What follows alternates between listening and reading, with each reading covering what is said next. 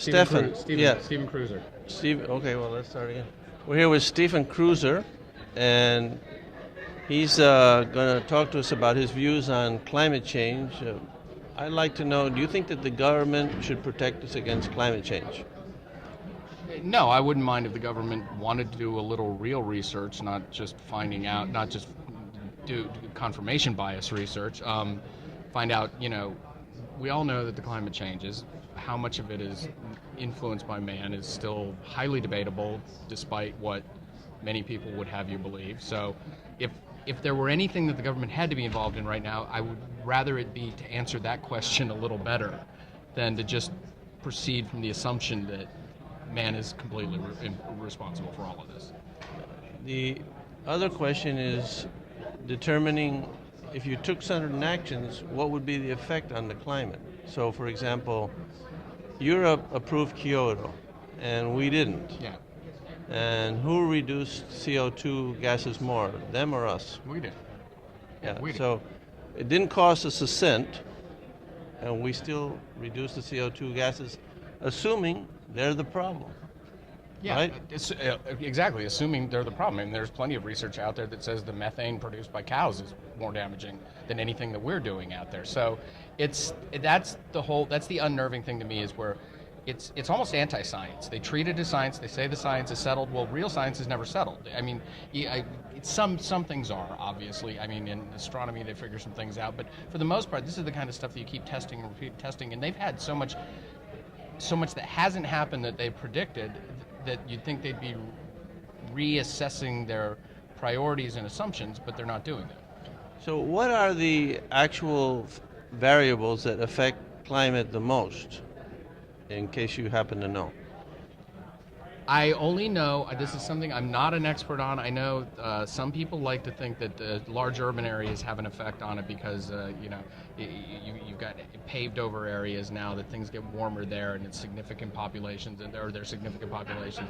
The CO2 is still, it seems to do some damage. How much damage, I don't know, and how much we're producing. And the market has been moving for years in a direction where, we're making cars now that are more efficient that way, even if they're not electric cars.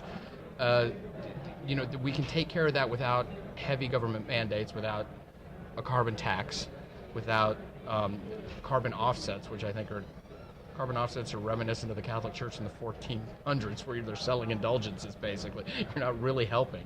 If you fly somewhere and plant a tree, it really didn't offset anything. You still did the damage that you said you're doing. So. Right.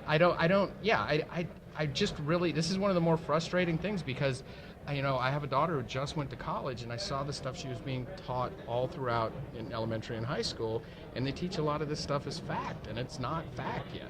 Well, the other question that I was trying to get at is that there are some factors that affect climate more. For example, the activity of sunspots Yes. on the sun. So if there's very little activity, sunspot activity, the temperature's going to go down no matter what's happening with CO2. And climate is, it's long term, but it's cyclical. That much we know for sure.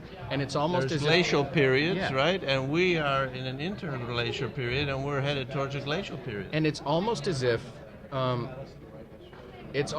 climate alarmists completely ignore what they know to be true from the past. They just pretend it's not there, and that's another thing. That's why I say it's anti-science. It's anti-intellectualism. It's anti-science. So, another factor that I read was very important affecting the climate was the wobble of the Earth. Apparently, the amount of wobble, the Earth is on an axis, and when it wobbles more, it has an effect on climate. When it wobbles less. I've heard that. I have not read a lot about that, but I have heard that, yes. Yeah. So wouldn't it be real science to focus on all the factors and see if this CO2 is a determinative factor and put a number on it? For example, okay, if we did the Paris Accord, which is what they're pushing now, Yeah. right? Yeah. How is that going to affect the temperature? How many degrees is it going to be less? From what I've read, it's like a fraction of a degree. Yeah, a lot of people involved with that accord have not a lot. A few have been on record saying, well, this really isn't going to do that much. Right. Yes, but it's more about an overwhelming need to do some kind of global intergovernmental control thing than actually affecting change. But it is going to cost a lot of money. Yes, it's going to cost. That's for sure. It's going to cost developed countries a lot of money. Right. There are a few countries that will be footing the bill, and not many. And a lot of the other countries won't be. Okay, Stephen, I think that we've covered most of the important points. Thank you very Was much. there something else that you wanted to add? No, I think I'm good right now. Thanks. Okay, great. You have a card? I'll make sure I write your... They said they made cards for me and they didn't give me any. So. Well,